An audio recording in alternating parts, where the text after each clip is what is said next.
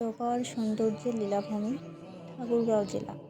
আমার জানা ছিল না এখানে এত সৌন্দর্য রয়েছে। ঠাকুরগাঁও জেলার বালিয়াডাঙ্গি উপজেলার উদয়পুর গ্রাম, যেখানে ধান, গম, ভুট্টা অনেক কিছু উৎপাদন হয়ে থাকে। এখানে প্রতি বছর এশিয়ার কালো সোনা খ্যাত পেঁয়াজের বীজও উৎপন্ন হয়ে থাকে। আমি এখানে যতবার এসেছি প্রাকৃতিক এমন সৌন্দর্য দেখে মুগ্ধ হয়েছি।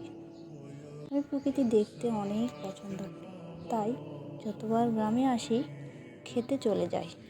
এবারও এর ব্যতিক্রম হয় না, এবারও গিয়েছি। এবার খেতে গিয়ে পেঁয়াজের ফুল এবং বীজ দেখে অনেক মুগ্ধ হয়েছি, যা আমি আগে কখনো হয়নি। প্রতি বছর কৃষকেরা এই বীজ উৎপন্ন করে থাকেন, যার বাজার মূল্য শুনেছি অনেক বেশি।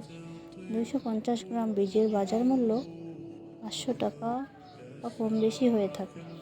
এই কালো সোনা খ্যাত পেঁয়াজের ফুলে কৃত্রিমভাবে পরাগায়ন ঘটাতে হয়, আর এই পরাগায়ন ঘটাতে চাষিরা স্থানীয় মহিলাদের সহযোগিতা নেয়। মহিলারা নিজেদের বাড়ির কাজের পাশাপাশি এই কাজ করে স্বাবলম্বী হয়ে থাকে, উপার্জন করে থাকে এবং তারা সচ্ছলও বটে।